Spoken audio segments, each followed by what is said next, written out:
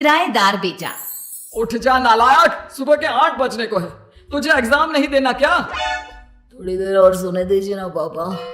तू उठता या फिर मैं तेरे ऊपर पानी फेंकूं? रोज गधों की तरह सोता रहता है, पेपर की कोई टेंशन ही नहीं है। और एक हमारा समय था जब हम पेपर में फेल होने के डर से रात भर पढ़ा करते थे, सो ही नहीं पाते थे। तो क्या आप उसका बदला मुझसे लेंगे? मैं 15 मिनट बाद उठ जाऊंगा, आप प्लीज जाइए, मुझे डिस्टर्ब मत कीजिए। इतना कहकर रौनक रजाई ढककर फिर से सो जाता है। तू ऐसा नहीं मानेगा, रुक मैं अभी पानी लेकर आता हूं। बस फिर क्या था, इतना कहकर वो भागते हुए बाथरूम में जाते हैं और पानी की एक बड़ी सी बाल्टी लाकर रौनक के ऊपर फेंक देते हैं। पानी पड़ते ही रौनक झट से उठ जाता है। ये आपने क्या किया पापा? अब तू उठेगा नहीं तो यही करना पड़ेगा ना। वैसे थैंक्स डैड, आपके कारण ना अब मुझे नहाने की भी जरूरत नहीं पड़ेगी। चलिए अब आप माँ से बोलकर मेरे कपड़े निकलवा दीजिए, तब तक मैं ब्रश कर लेता हूँ। वैसे कल ना आप एक काम और करना, नहलाने के साथ साथ मुझे ब्रश भी करवा देना। ये ब्रश करने में ना मुझे बहुत आलस आता है। रौनक की बातों से अरविंद का मुंह खुला का खुला रह जाता है। वो अपनी पत्नी कमला के पास जाता है और रौनक की हरकतों के बारे में बताता है, जिसे सुन उसकी पत्नी हंसने लगती है। तुम अपने बेटे को समझाने के बजाय हंस रही हो। रौनक बच्चा है, धीरे धीरे सुधर जाएगा, आप क्यों उसके पीछे पड़े रहते हो? अभी नहीं सुधरेगा तो कब सुधरेगा? 10वीं क्लास में है रौनक, वो अब कोई बच्चा नहीं रहा। अरविंद की इतना बोलते ही वहां रौनक भी आ जाता है। क्या डैड, मैंने आपको एक काम दिया था, वो भी नहीं हुआ आपसे। अरे क्या हुआ बेटा? माँ, मैंने डैड से बोला था कि वो आपको बोलकर मेरे स्कूल की यूनिफॉर्म निकाल दे, लेकिन मेरे पीछे पड़ने के अलावा इनसे एक काम ढंग से नहीं होता। देख रही हो कमला, देख रही हो अपने लाडले को? अरे आप चुप रहिए जी। चलो बेटा, मैं तुम्हें कपड़े निकाल कर दे देती हूँ बस। ऐसे ही साल पर साल बीतते जाते हैं, लेकिन रौनक के रवैये में कोई बदलाव नहीं आता। वो पहले से भी ज्यादा आलसी और पूरी तरह अपने माता पिता पर निर्भर हो जाता है। 2 साल बाद पता नहीं कहाँ गायब रहता है पूरे दिन, अब तक तो आ जाना चाहिए था। अरे आप इतनी फिक्र क्यों कर रहे हो उसकी? दोस्तों के साथ खेल रहा होगा, आ जाएगा अभी। ये कोई टाइम है खेलने का?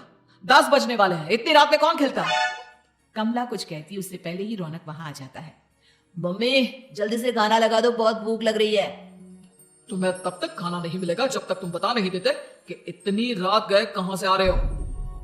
ओ प्लीज डैड, अब आप एसी पे प्रद्युमन बनकर मेरे सर पर बंदूक लेकर मत बैठ जाना। अपनी फालतू की बकवास बंद कर और बता कहां से आ रहा है। माँ अब समझाइए ना डैड को। बता देना बेटा, इनको भी तसल्ली हो जाएगी। आप बोल रही हैं तो बता देता हूँ, मैं दोस्तों के साथ मूवी देखने गया था, इसलिए देर हो गई। तू इन सब चीजों में मेरे पैसे उड़ाता है? कभी 1 रुपया कमाने के बारे में सोचा है तूने? जब देखो हवा की तरह पैसे उड़ाता रहता है। माँ अब आप इन्हें चुप करा दीजिए, वरना ना मुझे गुस्सा आ जाएगा। अच्छा क्या कर लेगा? बता ना, क्या कर लेगा तू? वैसे बात तो ठीक ही है, मैं कर ही क्या सकता हूँ, पैसे तो फिर भी मैं आपसे ही मांगूंगा ना। चलिए अब ये सब बात छोड़िए और मम्मी मेरे लिए खाना लगा दीजिए। अभी लगा देती हूँ बेटा। मैं बता रहा हूं कमला, एक दिन ये ऐसे ही बिगड़ जाएगा। उफो, आप क्यों इतना पीछे पड़े रहते हो मेरे बच्चे के? बात की बाद में देखेंगे, अभी आप शांति से उसे खाना खाने देंगे। अगले दिन डैडी मुझे 10,000 रुपए चाहिए। हाँ? अब इतने पैसे क्यों चाहिए तुझे? डैड आप बिना सवाल किए कभी पैसे नहीं दे सकते क्या? जब तक तू बताएगा नहीं तुझे पैसे भी नहीं मिलेंगे। अरे अब आप अपने बेटे को पैसे भी नहीं दे सकते? नालायक, तेरी उम्र के लोग नौकरी करते हैं और एक तू है जो नौकरी करने का नाम ही नहीं लेता कभी। आप लोगों के होते हुए भला मैं नौकरी क्यों करूं? अरे हम कब तक पैसे देंगे तुझे? तुझे भी तो अपने पैरों पर खड़ा होना होगा ना। कौन सा उधार के पैरों पर खड़ा हूं? अपने ही तो पैरों पर खड़ा हूं मैं। इसी तरह रौनक दिन प्रतिदिन लापरवाह होता जाता है।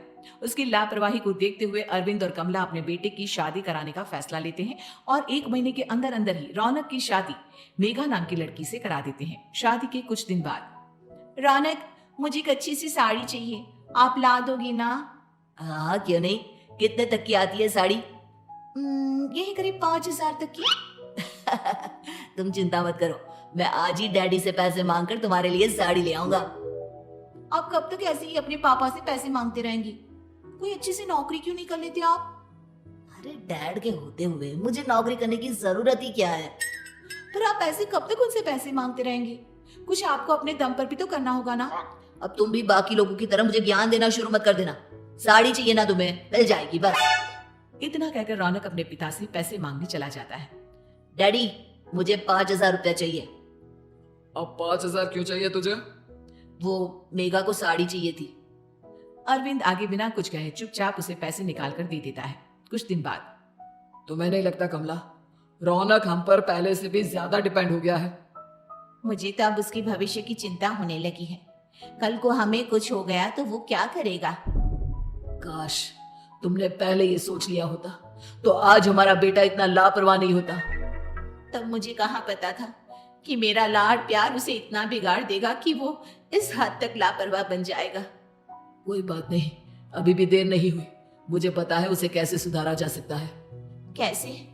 अरविंद कुछ कहता उससे पहले रौनक वहां आ जाता है और पैसों के लिए हाथ फैलाने लगता है। डैड मैं और मेघा बाहर घूमने जाना चाहते हैं। अरे वाह, ये आज सूरज कहाँ से निकला है? Dad please. अच्छा चलो अब मुद्दे की बात करो। मुझे अब 25,000 चाहिए। अब तुम्हें 1 रुपया भी नहीं मिलने वाला। अगर तुम्हें पैसों की इतनी ही जरूरत है तो कोई ढंग की नौकरी कर लो। मम्मी आप कुछ कहिए ना डैड को। बेटा वो गलत क्या बोल रहे हैं? ये सब हम तेरे भले के लिए ही तो कर रहे हैं। मम्मा मैंने बताया ना आपको, मुझे नहीं करनी कोई जॉब वॉब। तो ठीक है, निकल जाओ हमारे घर से। तुम्हारे जैसे लोगों के लिए मैंने ये घर खड़ा नहीं किया है। जितना ये घर आपका है ना उतना ही मेरा भी है। मैं कहीं नहीं जाने वाला। जाना तो पड़ेगा ही तुझे, क्योंकि अब मैं तेरा कोई भी खर्चा नहीं उठाने वाला। ठीक है मत उठाइए मेरा खर्चा, मैं अपने दम पर भी जी सकता हूँ। तो बेशर्मों की तरह अब तक यहाँ क्यों खड़ा है? अपना सामान ले और निकल जाए यहाँ से। रौनक पैर पटकते हुए वहां से चला जाता है। घर से निकालना जरूरी है क्या उसे? बिना पैसों के कौन रखेगा उसे किराए पर? अगर उसका भविष्य सुधारना है तो हमें अपने दिल पर पत्थर रखकर ये कदम उठाना ही होगा। दोनों बात कर रहे होते हैं कि रौनक अपनी पत्नी के साथ एक बड़ा सा बैग लेकर घर से निकल जाता है, लेकिन घर से बाहर उसे कोई भी मुफ्त में अपने घर किराए पर नहीं रखता। अंत में थक हार कर वो फिर से अपने घर चला जाता है। क्या हुआ? थोड़ी देर पहले तो दहाड़ते हुए घर से निकला था, अब क्या हुआ? नहीं रखा ना किसी ने तुझे किराए पर? डैड प्लीज, मैं कुछ दिनों में कोई अच्छी सी नौकरी शुरू कर दूंगा। आप तब तक तो हमें रख लीजिए प्लीज। सुबह से रात हो चुकी है लेकिन कोई हमें रखने को राजी नहीं है। अब आप ही बताइए, इतनी रात को मैं मेघा को लेकर कहाँ जाऊंगा? ठीक है ठीक है, बहू की वजह से मैं तुझे घर पर रख रहा हूँ, लेकिन तू इस घर में एक बेटे की नहीं बल्कि एक किराएदार की हैसियत से रहेगा। 3 महीने है तेरे पास। इन 3 महीनों के अंदर अंदर मुझे तेरी पहली तनख्वाह हाथ में चाहिए, समझ गया? पक्का डैड, इन 3 महीनों के अंदर अंदर तो कोई बढ़िया सी नौकरी ढूंढ ही लूंगा मैं। ऐसे ही धीरे धीरे समय बीतने लगता है और अरविंद के दिए 3 महीनों में से 2 महीने बीत चुके होते हैं। पापा जी ने हमें 3 महीने दिए थे, जिसमें से 2 महीने तो बीत चुके हैं। अब ये आखिरी महीना बचा है। अरे तुम चिंता मत करो, आज मेरा ना 2 जगह इंटरव्यू है, दोनों में से कहीं ना कहीं तो जॉब लगी जाएगी। अच्छा, all the best. Raunak interview के लिए निकल जाता है, जिसके बाद शाम में रौनक घर आता है। कैसा गया इंटरव्यू? आपकी नौकरी लगी या नहीं? अरे पहले सांस तो ले लेने दो अच्छे से। बताइए ना, मुझसे तो जरा भी इंतजार नहीं हो रहा है। वो दरअसल बात यह है कि मेरी नौकरी तो लग चुकी है लेकिन पैसे बहुत कम है। कितने पैसे हैं? 15,000। इतने में अरविंद और कमला मिठाई का डिब्बा लेकर आ जाते हैं। बधाई हो बेटा। हम जानते थे तेरी जॉब जरूर लगेगी। लेकिन मेरी सैलरी बहुत कम है मम्मा। कम है तो क्या हुआ, धीरे धीरे बढ़ जाएगी। हाँ बेटा, हम तो बस चाहते थे कि तू अपने पैरों पर खड़ा हो जाए। मतलब अब आप मुझे घर से नहीं निकालेंगे? नहीं, ये सब हमने तुझे जिम्मेदार इंसान बनाने के लिए किया था। थैंक यू मम्मी पापा, अगर आप दोनों ऐसा नहीं करते तो मुझे कभी अपनी जिम्मेदारियों का एहसास तक नहीं होता। आज आपने मुझे सिखा दिया कि इंसान का अपने पैरों पर खड़ा होना भी जरूरी होता है। इतना कहकर रौनक झट से अपने माता पिता के गले लग जाता है और अपनी कमाई की पहली तनख्वाह वो अपने माता पिता के हाथ में सौंपता है। इस तरह रौनक एक गैर जिम्मेदार व्यक्ति से एक जिम्मेदार व्यक्ति बन जाता है।